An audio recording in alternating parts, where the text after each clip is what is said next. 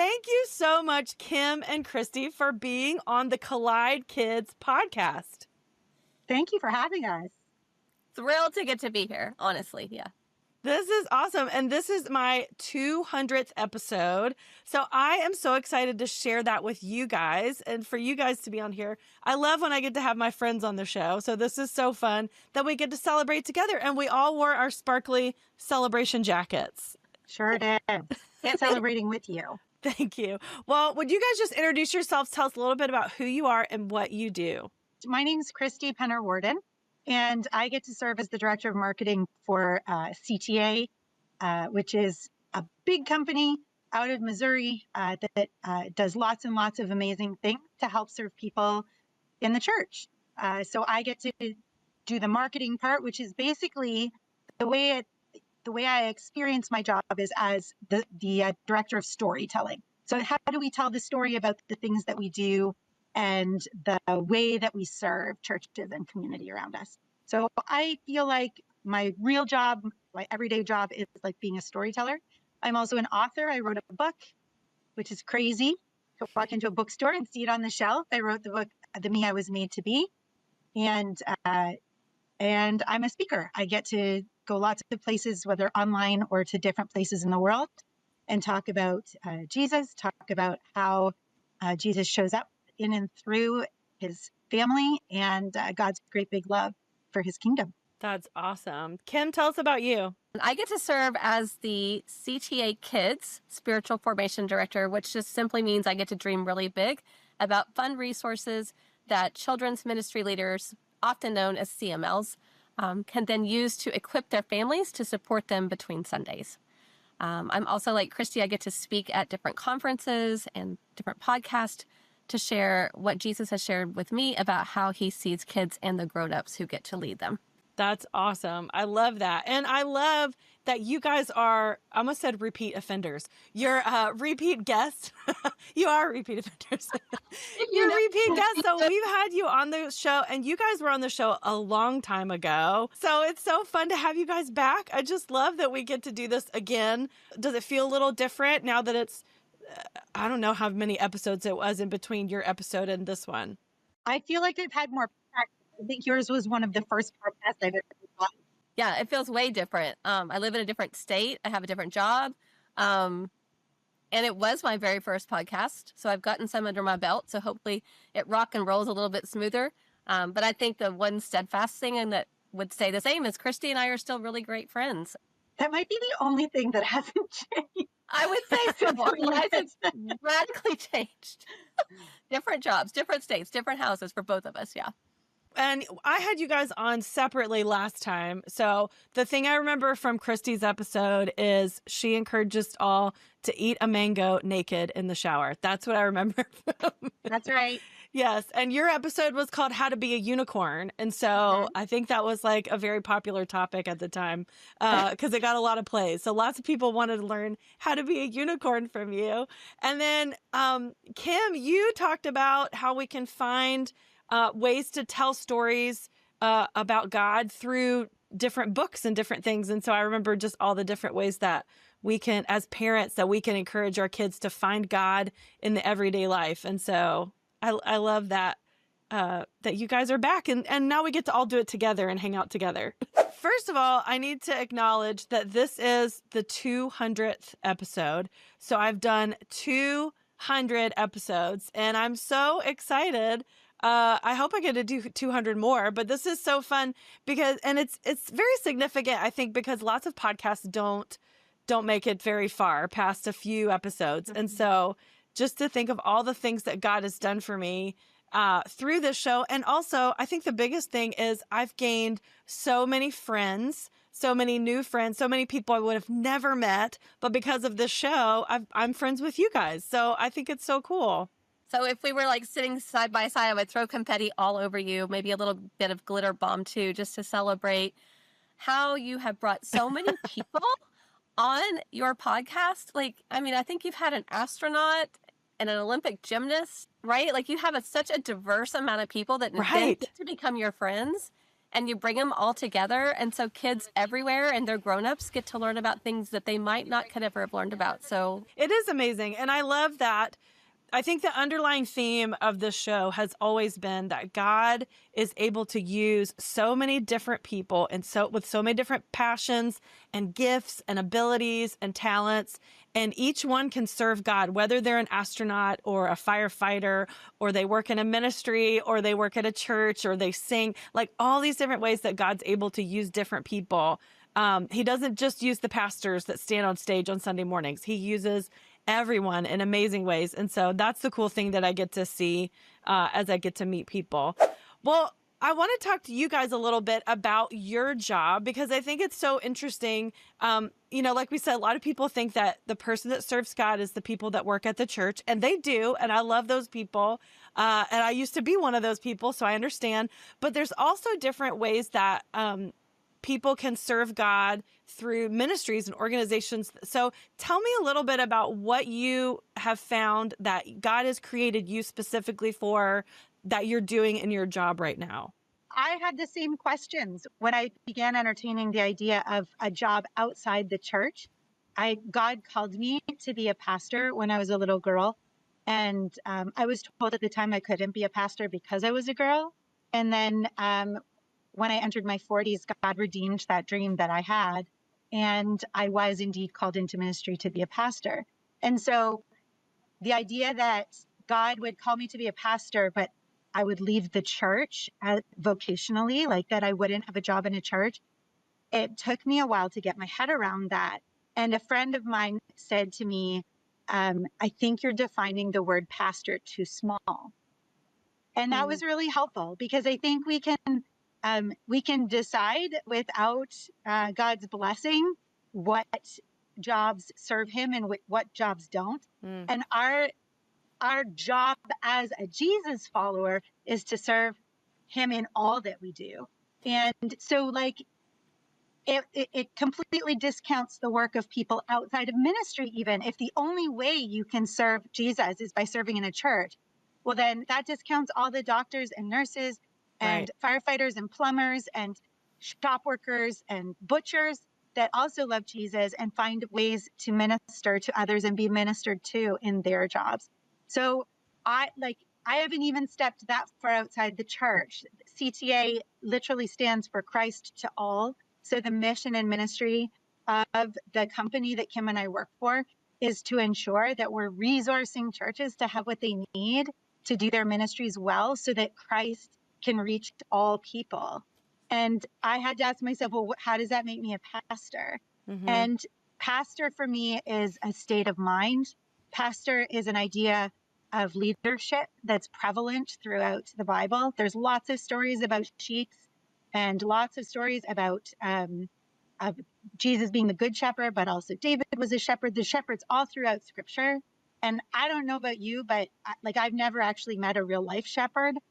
But the idea of how to lead as a shepherd is really humble and quiet and creates followership through the way that they take care of others. And so I learned that I could do that in any job, that my job, I still get to do work with scripture and with other Jesus followers, but that how I do it is my ministry, not what my job is. So like my job, like I said, is primarily storytelling and getting the story of Jesus into people's hands in different ways. That's just amazing that I can do that for a job. But it doesn't have to be that. I could be a grade 2 teacher. Sorry, I know y'all say second grade, so I'll try again. I could be a second grade teacher, and I'm still glorifying God in what I do, as long as I'm following the good shepherd or being a shepherd the way God asked me to, no matter wherever I am. So I love that doing life with others is ministry, no matter where you find yourself. Absolutely. Yeah, and for me too. Like as a kid, I can remember walking the halls of my church and just beginning to see kids the way Jesus saw them. And I couldn't understand at the time, like, why would God be revealing this to me as like an 8-year-old child, right? And then in my adulthood, when I thought I was going to be retired, sitting on the beach reading a book, Jesus said, no, we're going to go this way. And suddenly I found myself on staff at a church, going back to get educated so that I could fulfill the calling on my life as a pastor.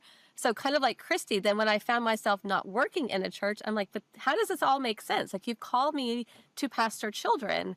And he very clearly spoke to me and said, there's more than one way to pastor a child. So at CTA Kids, what I get to do is work with authors and creatives to dream up resources that pastor kids between Sundays, that children's ministry leaders can then send home with their grown-ups so that they are equipped to disciple their kids between Sundays. So while it looks much different than maybe sitting in a classroom, and I love sitting in the little chair with the little kids all around me. My preschool ministry was my first ministry. The last church I got to serve at, I served all ages of kids. So I just kind of picture myself as I'm developing those resources, maybe editing resources that authors have written for us, or dreaming of what they look like. Is what would it look like to sit with a child and unpack this resource? So yes, while it looks much different to work at a computer most of my day, I always have those little kids and even the preteens in my mind of how can we serve you best? How can we pastor you when I don't get to sit right in front of you? So it's been a different season, but it's been an incredible season and I love it. And just, we just finished up Easter and I got to see some of the resources that I was able to help dream up, since I've only worked for this company for a little bit over a year, actually come to life and get in the hands of some of the kids. And hearing their feedback is exciting to know that what myself and all the people I get to work with, like Christy said, just some really incredibly godly people get to work with and get to do is pastoring, like she said, shepherding a whole bunch of kids. That's awesome. I love that. And I think it's so important that we do the thing that God's called us to do. But like you said, sometimes we have this view of what that is and it's too small. And so God can take that passion, that desire he's given us, and he can use it in another way. And, who are we to stand in the way of what God wants to do in us? And so I love that you guys get to do that in your jobs. Well, I almost skipped this part because we were celebrating 200, but I always ask my guests to tell me a joke or a funny story. And so I hear you have a very funny story about glasses, which we love to talk about glasses on the show as well. So tell me your story. I can't wait to hear it.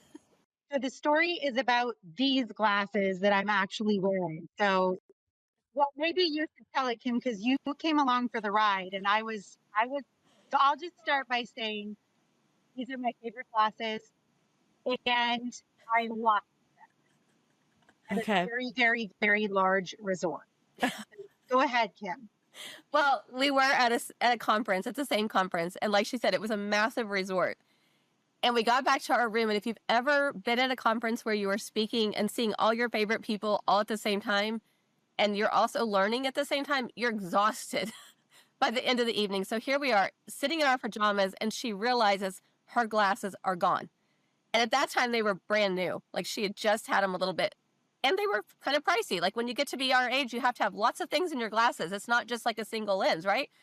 And then so I think she decided to call down, and they said, well, the good news is if we have them, we have them. But the bad news is if you don't come, I think by midnight, was it, and claim them, you're out of luck. Like, they'll go to Central Lost and Found. And so we're like, am I remembering it correct? So I said, well, let's go. And she's like, we're in our pajamas. I'm like, well, we're modest. We can go. Like, let's go.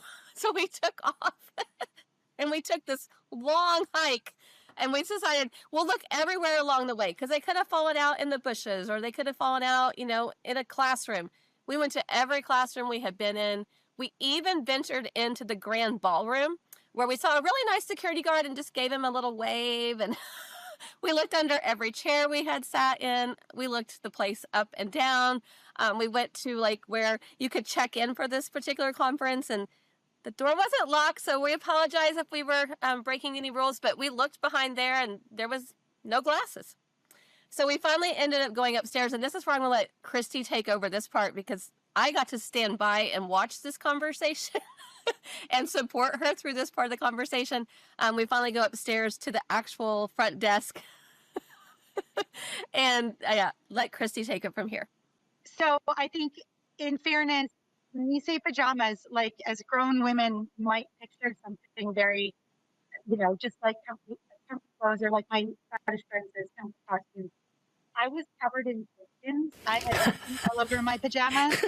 I've had chickens in my house. I live in the country.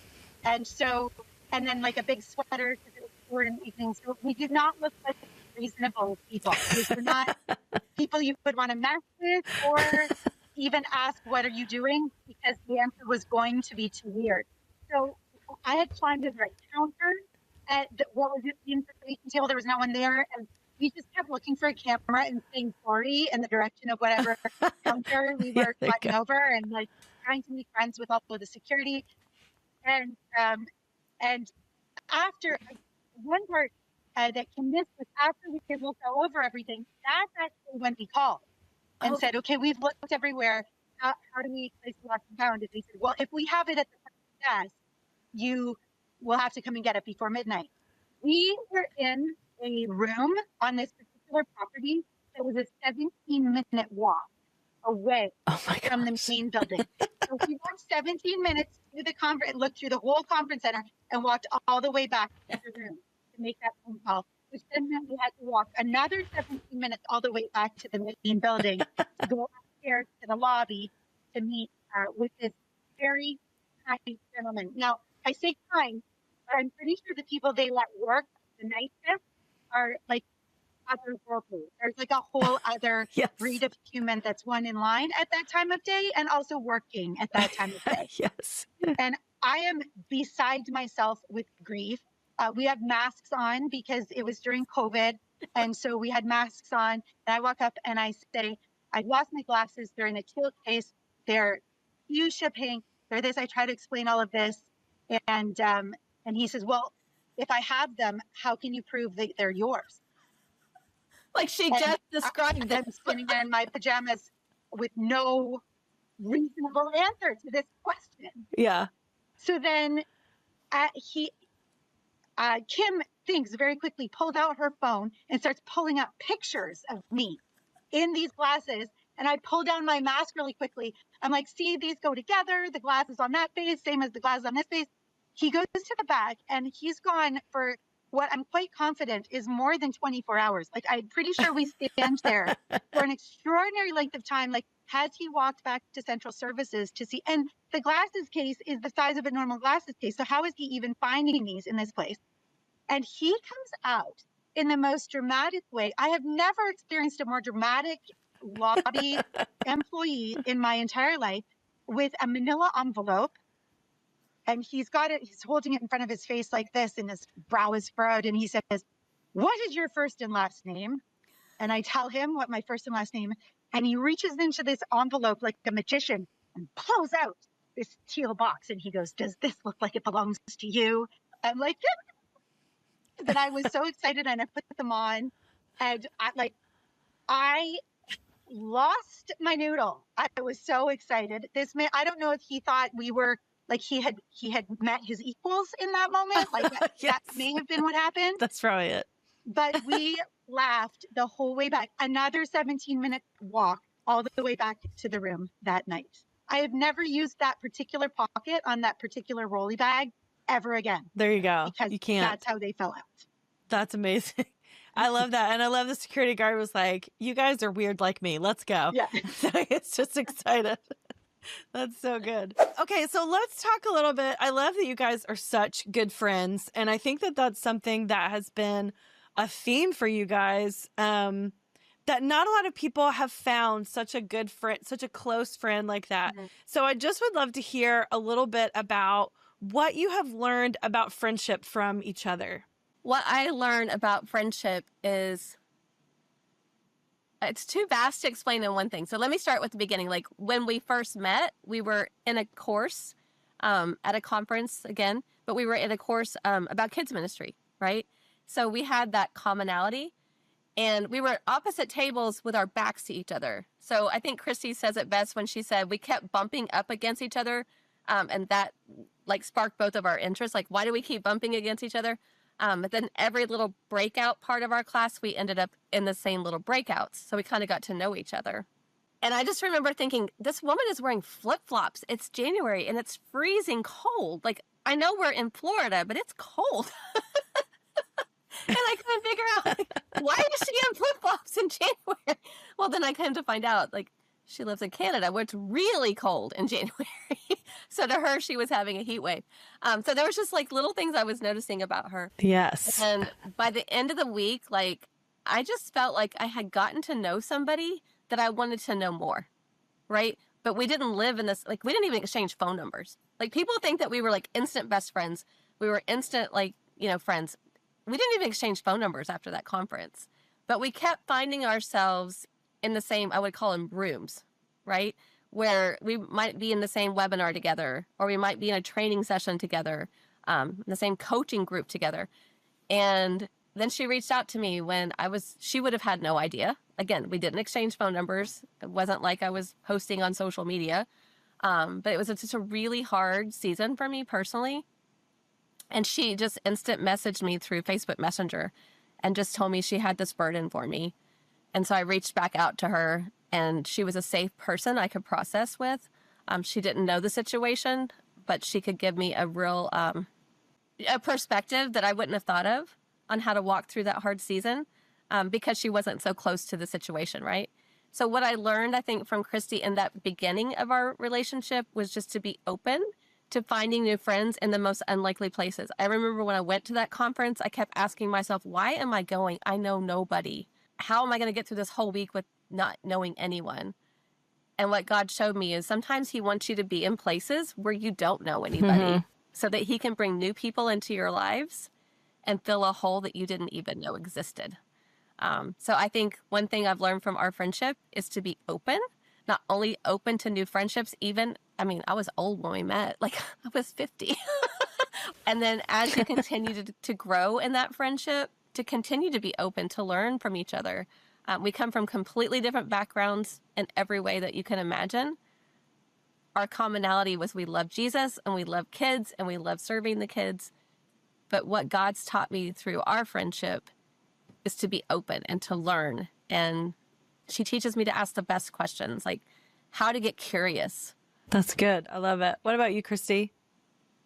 I would say it is possible to love somebody with the heart of Jesus across miles. Meaning, I reached out to her because I had a gut sense that the Lord had prompted me to just reach out for her and reach out to her and let her know that I was thinking about her. But the second time I ever met her in person was the following year. And it had been a full year of just DMing. Like, we still didn't have personal contact information because it just didn't matter. We kept bumping into each other. And so we kept messaging each other. And the next year, I had brought someone I was mentoring with me. And I said, okay, if you see someone that looks like this, and I was only going by photos really at this point because we hadn't spent that many hours looking at each other. If you see someone, you just have to hold my stuff. I will run to find her. And the setup for registration was pretty makeshift. Like, they were just some folding tables with stacks of books and lanyards and stuff on them. And I saw someone I know looking across the other way to someone she knew. And I heard her sort of wave and say, "Hi, Kim." And I turned and looked across and saw that it was Kim. And I dropped all my stuff, pushed a bunch of people over, hopped a table, and tackled her to the ground. And we just laid on the floor, sobbing and holding each other, because it was a year's worth of hugs that we had stored up, that we hadn't been able to actually sit with each other. And the safety of being able to talk to someone who doesn't know the people, maybe if someone hurts your feelings, you don't want to talk to their best friend, right? Like, you don't want to hurt them the way you've been hurt, but that safety to be able to sit and listen so well with each other and be a safe place. Psychology says that you can't experience love without experiencing safety. And the safety came almost immediately with the love that followed early in our relationship. And what we've learned as a result is that honesty, being honest to each other, really, even when we're making mistakes, even when we have to call each other out for stuff that isn't becoming Jesus or isn't becoming of our own person, that is such a kindness that we can offer each other. And it's kindness because I trust her and Mm-hmm. she trusts me and she knows I will tell her the truth. And it doesn't matter what hard decision she has to make or what hard things she needs to say or what hard feelings she's having. I will sit with her and I will not leave her. I will not quit. I have made that promise and commitment to her, and she can trust that I mean it. And it goes the same both ways. Yeah. I love that you said that's a kindness to be honest with your friends, because sometimes we think, I don't want to hurt their feelings. I don't want to say something that, might make them feel bad about themselves. But that's not the point. When we're honest with our friends, we're letting them know, hey, what you're doing right now is not, it's not you, it's not good. It's, whatever. And we can say those things. And I think that's so important. So I think that's really good. In scripture, it talks about us confessing our sins one to another. Yeah. And first of all, I don't think anybody likes doing that. But second of all, I don't know that we take that seriously enough. Like the catharsis, which is just a fancy way for getting feelings out and living through your feelings, that there is real beauty in knowing, one, that you can confess your sins to someone, and that two, that is a healthy choice. And so it's not even just that we can call each other out, it's that we can call ourselves out and the other person isn't going to judge us or shake us just for what we've confessed, but that we can bring that to the Lord together. And I can say, hey, I really screwed up and I need a friend. I really messed up, or I said something I shouldn't have done, or I did something I'm not proud of. Can you just hear me out? I need prayer. Yeah. And knowing who I can say that to, who won't think less of me, who actually might even think more highly of me or feel closer to me because I choose to confess my sins. That's the sort of intimacy that Kim and I have had, where we can bring the hard things. We can text each other and say, I did a hard thing today, or I don't think I did the right thing today, and know that it's not just safe, but she is praying for me all the time, and I am praying for her all the time. Yeah. That's good. Yeah. What are some other things about friendships that you like? What are some ways? I'm thinking about kids and adults that are listening right now who are like, I need to find a good friend. I need a good friend in my life, someone that's going to do that for me. What are some things we can look for in that person? Yeah. I think when you're looking for good friends, you need to look for people who listen. If you're a kid, especially, even if you're a grown up, look for people who I think it's what Christy said, who you can trust, right? Like when you share your heart, they're not going to go tell all their other friends. Christy and I have mutual friends, like very close mutual friends. But we don't share with the mutual friends what we share with one another always, right? Like if Christy tells me something, she can be assured I'm not going to repeat that, even though we have one mutual friend who's a great mutual friend for both of us, because that's not my story to tell. And it doesn't matter if it's a hard thing or if it's a happy thing. Like when Christy was getting interviewed by the company I work for and she was going through that process, of course I knew. I wasn't going to share that with anybody because that was an exciting thing for her. It was her story to get to share. So even if it's a hard thing or a celebratory thing, I think it's really important. How do you pick friends? You pick friends who are going to keep your trust, who are going to keep, like, grown-ups might say, keep your confidence. And I just want to kind of go back a little bit, if it's okay. When Christy was saying, like, we can confess our sins to one another and all, yes, all of those things. But what I also love is even in the good times, we can say things like, we were helping each other recently and she's like, I just got to be real with you. Balloons are not my thing. I'm like, I'm so sorry. Didn't realize that. Let me change the way we're doing this, right? Like, or even to the point where Christy was saying, like, I think she didn't say it for word, but like two are better than one. If you're in a situation and your friend has eyes to see and ears to hear, and you are blind to what's going on around you because you're so deep into it, right? And it might not always be a bad thing. It might be a good thing, but might point out to you or he, hey, did you think about this perspective? Like maybe you're working too many hours, right? And they see that and they can point it out to you where you're just like, I just got to get this done, right? But they can look into your life and see where they know you have put boundaries up, or where they know where you are making right choices, but suddenly, like, you're sick a lot. Are you sure you're not working too many hours, right? Or things like that. So I think it's really important that kids understand, and grown-ups too, that we're not always pointing out necessarily the bad things. Sometimes we're pointing out the good things. And then how do we communicate that to each other? We have a policy, I would say, of pointing out the joy to each other and sharing joy even when we can't find it for ourselves. And joy is part of our inheritance as Christ followers. Joy isn't the same as happiness. We get to live into it and be expectant of joy even on our hardest days. That joy is what Jesus is like. Joy, the book of Hebrews says it was his joy even unto the cross. Like even to be crucified, Jesus found joy in being able to do that for all of God's children. And none of us will suffer like Jesus did, not in the same way, but to know that someone is going to point me back to joy, and not in a trite way. Like, pain is real. Hard things are real. And having someone who will sit with you and hand you Kleenex with one hand and hand you confetti in the other hand, I think it's really special to be able to trust someone enough to know that they're not making light of your situation when they're trying to help you find joy. And they're not just sitting in your misery with you when they're trying to wipe your tears, but someone who can be present in all of those feelings and then share your values for things like joy, for like what gets you up in the morning. And we get up very differently in the morning. She is a morning person. I am not.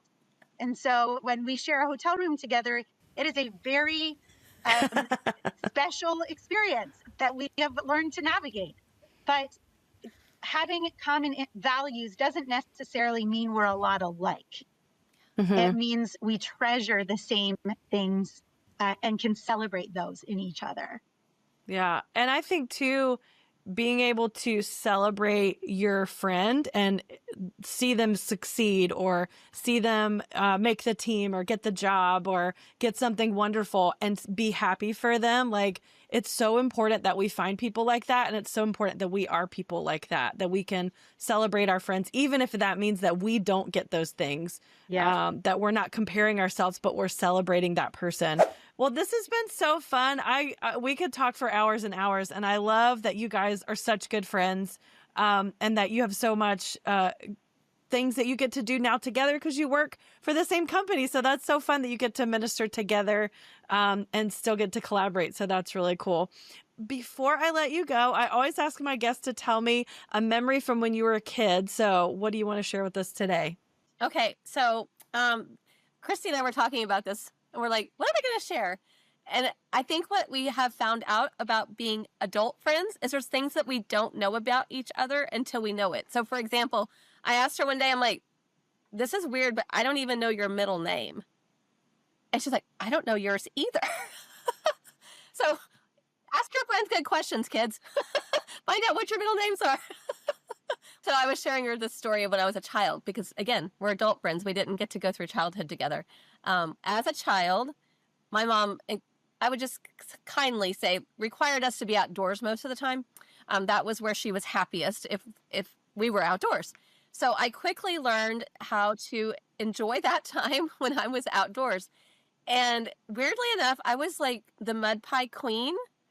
I loved getting into the dirt and making mud pies. And I don't mean like just, okay, I'm just going to like stir some water and some dirt and make mud and put it like, no, I was like a mud pie decorator. So I learned pretty quickly to go to my grandparents' house and get on the outside of their chimney where the ashes would be dumped out and bring ashes home, so that I could then mix that with my dirt and put it into like one of those little paper cups like you rinse your mouth out when you brush your teeth, and twist it just right to where you could actually pipe like icing onto your mud pies.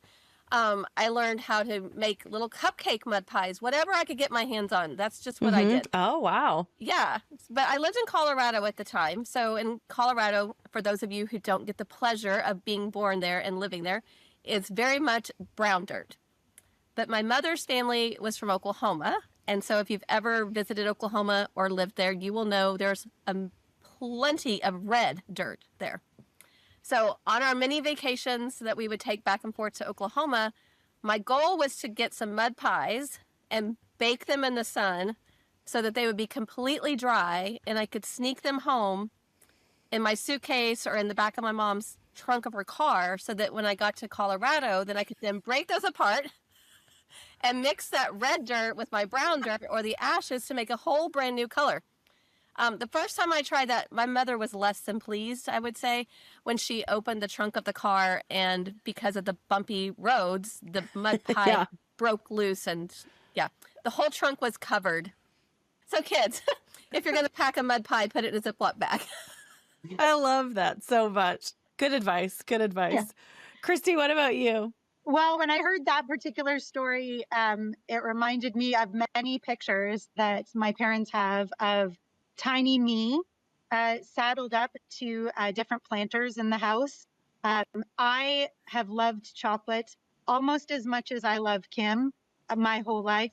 And so anything that was brown when I was young qualified as chocolate. Okay. And I mean, I think we would have been friends, very good friends, if I had been around for her mud pie days, because there are lots of pictures of me just scooping into the dirt of the planters in our house, eating dirt at the beach, eating dirt in the garden, and just enjoying all that chocolate. Because so you can imagine how delightful I find real chocolate. It tastes much better than dirt. But Yeah. she might have been the mud pie queen, but I was mud pie hungry. Wow. So she would have decorated it, you would have eaten it. So 100%. Yeah. I think we need t-shirts that say mud pie queen, mud pie. What did you say? Eater?